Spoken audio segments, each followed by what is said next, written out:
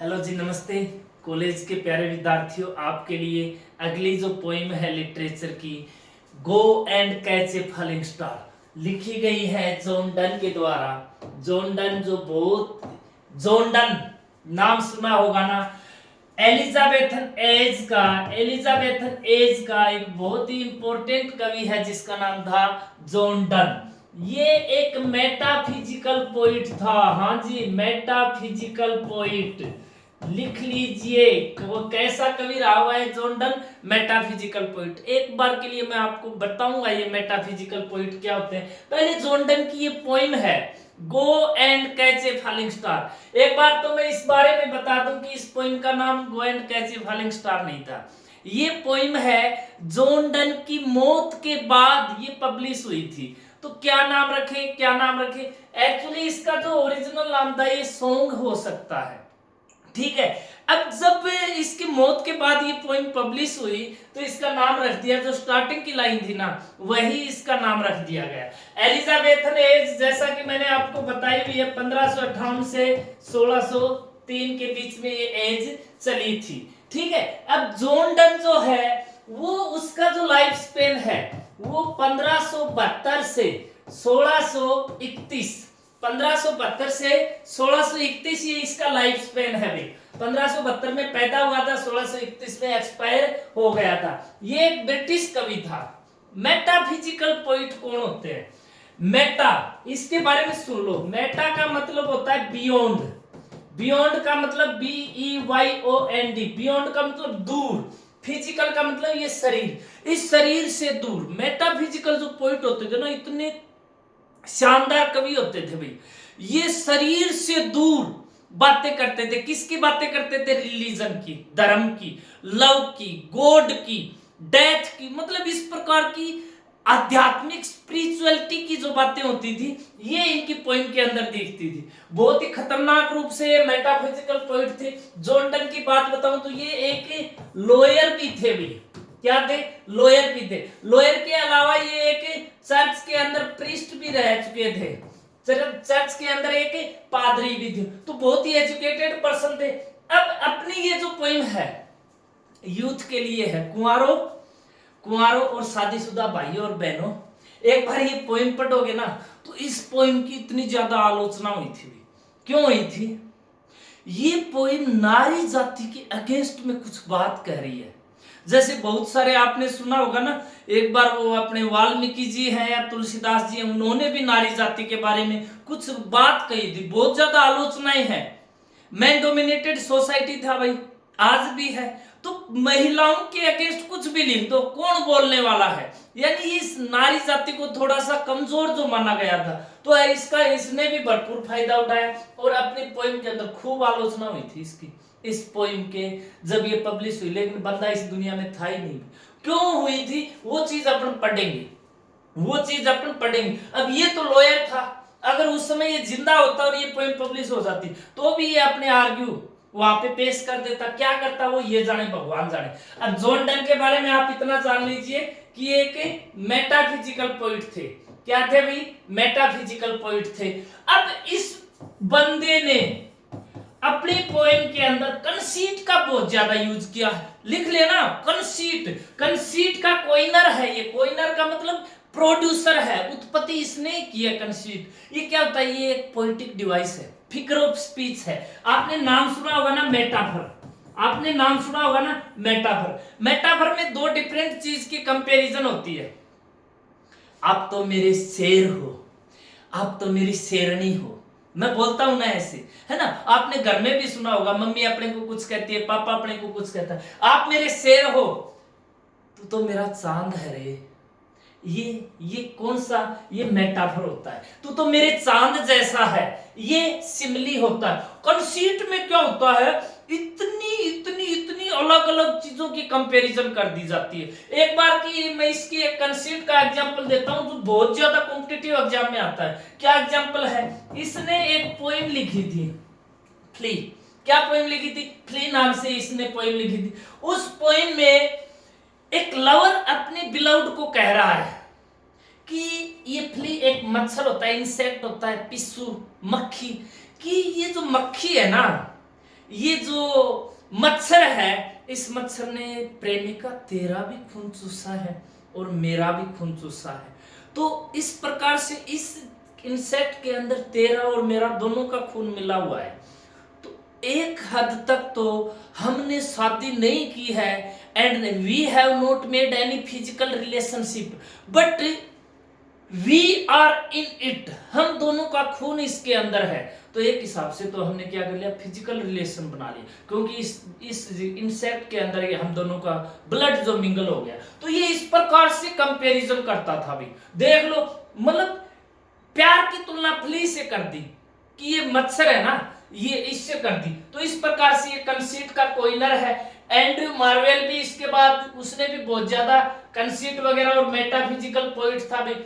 आइए इस पोइम के बारे में पढ़ते हैं। Go and catch a falling star. प्रेमी प्रेमिका आजकल के ये होते हैं ना, तू बोले तो तेरे लिए चांद तारे ला दूं। ये जो बात है ना, ये यहाँ से बनी है बेटा। हमने ये जो सारी बुरी आदतें सीखी है ना, ये अंग्रेजों से सीखी है। हम अमेरिकन कल्चर को, इंग्लिश कल्चर को अडोप्ट कर रहे हैं, और वो लोग हमारे लहंगे चाड़ के पहन रहे हैं भाई, हमारी वाली पगड़ी बांध रहे हैं बेटा।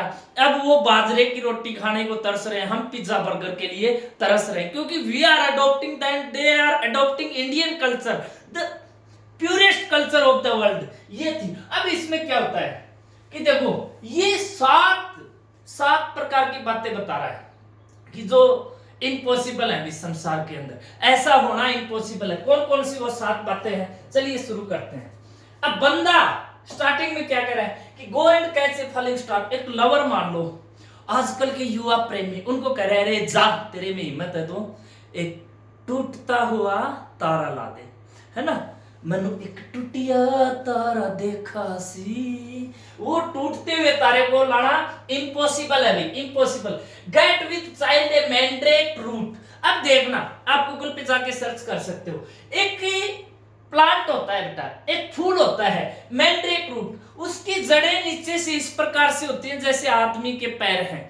ये मेडिटेरियन सी जो होता है, भूमध्य सागर, ऐसे जो समुद्रों में है, तो उस प्रकार के प्लांट को, या ऐसा बच्चा जिसको मतलब 8-10 पैर हो, मिल जाएगा क्या? Gate a child, it is also impossible. तो 2 बातें कह दी कि एक टूटते हुए तारे को पकड़ो, नहीं पकड़ पाओगे ना। एक ऐसा बच्चा लेकर आओ जिसके पैर ऐसे हो जैसे मैंड्रेक रूट, उसके रूट्स ऐसे होते हैं जैसे बेटा चने का पहाड़, वो चने का पेड़ होता है ना, उसकी जड़ें कैसे फैली होती है, ऐसे ही बेटा चने का पेड़ थोड़ी होता है यार। हाँ कर लेते हो आप भी, अजीब आदमी हो Pandit ji. Tell me where all past years are. अब देखो, जो बीत गया है वो अब दूर ना आएगा, इस दिल में तू सिवा तेरे कोई और ना आएगा। तो मेरे को बताइए कि जो बीत गए वो साल कहाँ है? कोई बता सकता है क्या? किसके संदूक में रखे हुए हैं वो साल? कोई बता सकता है क्या? नहीं पता। जो बीत गए वो दिन कहाँ है, नहीं बता सकते ना। और who cleft the devil's foot. अब ये देखो भाई, ये जो चर्च बाइबल, इनमें जो बताया गया है ना कि डेविल बोले तो सैटन, कि सैटन है, उसके पैर उल्टे ऐसे होते हैं बेटा। अब क्लेप्ट का मतलब फाड़ना, कि किसने डेविल के पैरों को फाड़ा था, बताओ किसने फाड़ा था? कोई बता सकता है क्या?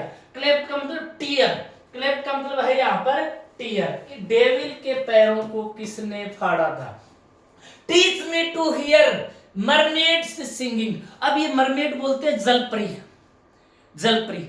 अब जलपरी वैसे ही एक कोइनेटेड वर्ड है, ये एक इमेजिनरी वर्ड है, रियल में किसी ने देखा नहीं है। अब कहते हैं कि जलपरी गाती है, पापा की परी भी गाती है ना, और पापा की परी मम्मी के मगरमच्छ, वो क्या करते हैं?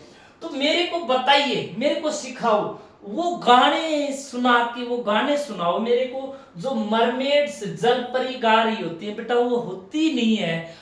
मम्मी अपने को डरो, हाउ आ जाएगा, हाउ। अब किसी ने देखा है क्या हाउ? इसी प्रकार से किसी ने मरमेड्स को भी नहीं देखा है। अब देखा ही नहीं है तो वो गाती कहां से है भाई? तो ये भी मेरे को सिखाओ। इम्पॉसिबल। 1 2 3 4 5 बातें तो होगी ना, ठीक है। अगली बात, और to keep up envy stinging. अब देखो, इनवी बोले तो जेलेसी, ईर्ष्या। अब मेरे को ये बताओ कि ये ईर्ष्या कहाँ निवास कर रही है, यानी ये ईर्ष्या कहाँ रह रही है, मतलब कौन लोग ये ईर्ष्या है वो फोस्टर कर रहे हैं, कैसे ये उत्पन्न हो रही है, अभी ये कैसे उत्पन्न हो रही है ये मेरे को बताओ कि, और इससे दूर कैसे रहा जाए, क्या बता सकता है ईर्ष्या से दूर कहां कैसे रह सकोगे भाई। जेलेसी और एनवी दो वर्ड है, ये जिंदगी में सबके अंदर होते हैं। अब चलो इनका भी पोस्टमार्टम करते हैं, बहुत सारे बच्चों को इनका पता नहीं होता है ना। जलन ईर्ष्या क्या होती है, चलो मैं बताता हूं, देखो बड़ा इजी वे में समझाऊंगा। मेरी सगाई हुई, ठीक है, सगाई टूट गई, अब जिससे मेरी सगाई हुई अब वो मेरे पड़ोस वाले घर में ब्याही आ गई, अब उस लड़की को देख के मेरे मन में जो फीलिंग आती है वो होती है जेलेसी, ठीक है, समझ रहे हो। जो पहले अपना था या अपना होने वाला था अब वो किसी और का हो गया है, उस चीज को फील करके देख के जो फीलिंग आती है उसको बोलते हैं जलन। अब एनवी, मेरी सगाई हुई नहीं, पड़ोसी के घर में चूड़ियों की खनक सुन के मन में जो फीलिंग आती है, हे भगवान तेरा भी घर बसता देव फलाने के घर में, तो ये जो फीलिंग होती है इसको बोला जाता है एनवी, ठीक है। ईर्ष्या मतलब दूसरे की बड़ी बड़ी कोठी कार बंगले गाड़ी इनको देख के जो फीलिंग आए। कई बच्चे हैं अपने जो आपका चैनल है ना इसको मोनो सब्सक्राइब नहीं कर रहे हैं, क्यों नहीं कर रहे हैं, maybe they have the feeling of envy, उनका इससे कोई लेना देना नहीं है, कर दे तो क्या बिगड़ जाएगा, कुछ नहीं ना, किसी अच्छे बच्चे तक ये पहुंच जाएंगे, ऐसे ऐसे वर्ड भी पहुंच जाएंगे, ठीक है ना, कोई गलत काम नहीं कर रहे हैं आपके बीच में, ठीक है। आप सपोर्ट करोगे मोटिवेशन मिलेगा, रेगुलर वीडियो मिलेंगे, लेकिन आप नहीं कर रहे होगे, चलिए कोई बात नहीं, हम अपना कर्म कर रहे हैं, कर्म करते जाओ, फल की इच्छा मत करो, वही काम कर रहे हैं। अब देखो एंड फाइंड व्हाट वाइंड आगे कह रहा है, और मुझे ढूंढ के बताओ वो कौन सी हवा है, serves to advance and honest mind, कि वो कौन सी शक्ति है वो एक ईमानदार आदमी को आगे बढ़ने में मदद करती है। हवा, विंड बोले तो हवा, यानी वो कौन सी हवा है जो एक ईमानदार आदमी को, जैसे कि कौन सी शक्ति है जो आगे बढ़ाती है कि ईमानदार आदमी को, बता सकते हो क्या। तो ये सारी चीजें जॉन डन कह रहा है कि इम्पॉसिबल है दुनिया में, आगे देखना अभी तो और मजा आएगा, कितनी खतरनाक बातें कह रहा है। अभी मैं बता रहा था ना कुंवारों और शादीशुदा भाइयों, एक बात देखना, इसने इतनी खतरनाक बात कह दी है। एक दो का मतलब है यहाँ पे you, best born to strange sights, अगर आप पैदा हुए हो अजीब अजीब चीजों को देखने के लिए, मतलब आपका जन्म अजीब चीजों को देखने के लिए, कैसी चीजें, थिंग्स इनविजिबल टू सी। अब कई लोग कहते हैं ना आज भी गांव में वो लोग मिल जाएंगे, आज तक तो जिंदा है, ये हमारी लास्ट पीढ़ी है जो उन लोगों को देख रही है, जो गांव में 2-3 बूढ़िया कहेंगे कि मेरे से भूत ने बीड़ी मांगी, मैं ऊंट पे आ रहा था तो भूत मेरे ऊंट के पीछे आके बैठ गया, ए ताऊ है ताई, ताई कहेगी कि तेरे दादा के लठ लेके पीछे भागा है ना, वो ताई है तेरा ताऊ, और फिर तेरे ताऊ के पास बड़ा डंडा था, फेंक के मारा भूत भाग गया, मतलब ऐसी ऐसी। तो ये क्या कर रहा है, thou best born to strange sights, क्या बताइए कि क्या आप अजीब अजीब चीजों को देखने के लिए पैदा हुए हो, कैसी चीजें जो इनविजिबल हैं, जो दिखती नहीं है। अब आप कहो मैंने देखा था, आज भी बहुत सारे लोग हैं वो कह देंगे कि मैंने देखा था भाई, ठीक है, राइट 10,000 डेज एंड नाइट। तो आप एक काम करना, अगर ऐसी इनविजिबल का मतलब होता है which can not be seen, जिसको देखा नहीं जा सके, तो आप एक काम करना भी, आप 10,000 दिन और 10,000 रात घूमना, राइट का मतलब यहाँ पे ट्रेवल करना, ये लगभग 27-28 साल बनती है अभी। 10,000 दिन 10,000 रात को मिलाओगे तो 27-28 साल के लगभग बन जाते हैं। तो आप घूमना भी, संसार का भ्रमण करना, और फिर क्या ढूंढना है आपको, till as snow white hairs on the का मतलब यू। जब ये 27-28 साल आप संसार का भ्रमण करोगे ना, तो आपके बाल सफेद हो जाएंगे, धूप में नहीं, उम्र की वजह से। You become old, you become old, आप बूढ़े हो जाओगे।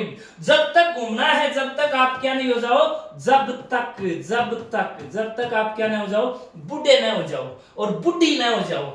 दो returns will tell me, will का मतलब है यहाँ पे विल, और जब आप लौटो ना ये 27-28 साल बिता के संसार का भ्रमण करके, तो आप मेरे को एक बात बताना। आपसे कह रहा है जॉन डन, आपसे क्या बताना? All strange wonders that we fall the, यानी यू मीट, वो सारी अजीब चीजें मेरे को बताना जो आपको मिली है, मतलब जो आपने देखी है। कवि ये बात कह रहा है। एंड स्वेयर, और कसम खा के एक बात कहना, नोवेयर, की दुनिया में मेरे को कहीं भी नहीं, lives a woman true and fair, ये बात कह दी उसने महिला जाति के लिए, इस बंदे ने, कि एक बात बताओगे कि आप 27-28 साल घूम लिए संसार में और आपको दुनिया में कहीं भी एक ऐसी औरत नहीं मिली जो सुंदर भी हो और क्या हो, लोयल भी हो। फेयर का मतलब ब्यूटीफुल, ट्रू का मतलब होगा यहाँ पे लोयल। इसने एक बात कही थी, a beautiful woman never be A faithful lady, ये मैंने नहीं की, जॉन डन ने कही है। इसीलिए तो आज देखो बेटा, वो एक यूपी के मेरठ के अंदर देखो उसने किस प्रकार से प्रेमी कैसा दे, भगवान ठीक है, ऐसे लोगों का नाम ही नहीं लेंगे, ठीक है। तो वो ये एक बात कह रहा है कि जो महिला ब्यूटीफुल है ना वो फेथफुल नहीं हो सकती, ये बात कह रहा है जॉन डन। इफ दो फाइंड वन, एक बात और कह रहा है, मैं कहता हूं नहीं मिलती, जॉन डन बोल रहा है। अगर आपको एक मिल भी जाए, आगे क्या कह रहा है, अगर आपको एक मिल भी जाए, लेट मी नो, तो मुझे बताना, सच ए पिलग्रिम्स वर स्वीट, पिलग्रिम्स तो मतलब कह रहा है कि आपकी तो ये तीर्थ यात्रा बहुत ही सक्सेसफुल हुई भी, मतलब आपको मिल गई। मैं तो कहता हूं मिलती नहीं है, अगर मिल गई तो आपकी यात्रा सफल है। लेकिन कभी आगे एक बात और कह रहा है, क्या कह रहा है, Yet don't, I would not go, लेकिन मैं उस बंदी से मिलने नहीं जाऊंगा क्योंकि मेरे को बिलीव ही नहीं है, मैं मानता हूं होती नहीं है। मैं क्यों नहीं जाऊंगा, क्योंकि आप 27-28 साल घूम के आपको एक मिली है, और जब तक मैं जाऊंगा तब तक क्या होगा कि मैं वहां नहीं जाऊंगा। Though at next door we might meet, कि देखो आप उससे मिले, उस महिला से जो ब्यूटीफुल भी थी, फेथफुल भी थी, अगले डोर पे आप मुझसे मिले, यानी आपने मेरे को बुलाया कि आजा भाई मिल गई, आजा भाई मिल गई। तो जब उससे मिलने के बाद आप मेरे से मिले, तब क्या हुआ, next door we might meet, कि जब हम मिलेंगे, those were true when you meet her, कि देखो जब उस महिला से कोई इंसान पहली बार मिलता है ना, तब तक वो लॉयल थी, वो ब्यूटीफुल वुमेन लॉयल थी जब तक आप उससे मिले। And last till you write your letter, और जब आपने उससे मिलने के बाद मुझे पत्र लिखा है कि भाई मिल गई जॉन डन, मिल गई ऐसी महिला, yet she will be false, तब तक वो क्या हो चुकी होगी, झूठी, यानी फॉल्स का मतलब डिसलॉयल, तब तक वो बंदी क्या हो चुकी होगी, डिसलॉयल हो चुकी होगी, बेवफा हो चुकी होगी। आगे क्या कह रहा है, And I come to 2 और 3, और जब तक मैं उसके पास आऊंगा ना, वो 2 और 3 से मिल चुकी होगी। ऐसी बात जॉन डन महिला जाति के लिए कह रहा है। ये बातें उसने बहुत ही अपनी कानून को अपनी ताकत बनाते हुए ये बातें लिखी थी, और मैं जहां तक मानता हूं इनकी बातों से कंप्लीटली एग्री नहीं करता हूं। हो सकता है कुछ परसेंटेज की बातें सही भी हो सकती हैं, वो तो महिला और पुरुष दोनों के लिए हो सकती हैं भी, ठीक है ना। तो ये एक मेटाफिजिकल पोइट था। आपको 2-3 बातें लिखनी है। मेटाफिजिकल कौन होते हैं, जो शरीर से दूर लव, रिलीजन, गॉड, इनकी बातें करते हूं, और कंसीट का बहुत ज्यादा यूज करते हैं भाई, ये मेटाफिजिकल पॉइंट है। ये बहुत ज्यादा स्पिरिचुअलिटी, बहुत हाईली इंटेलेक्चुअल पर्सन होते हैं, ये मेटाफिजिकल पॉइंट होते हैं। ये इतनी दूर दूर की कंपैरिजन वगैरह करते हैं। तो ये जॉन डन की पोइम थी। I hope you have understood it very well.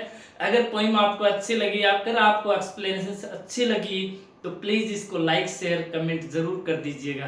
प्यारे बच्चों, आपसे बस इतनी गुजारिश है। चलिए मिलते हैं नेक्स्ट वीडियो में। आपको जो पॉइंट चाहिए उसको नीचे लिखिए ना लिटरेचर वालों।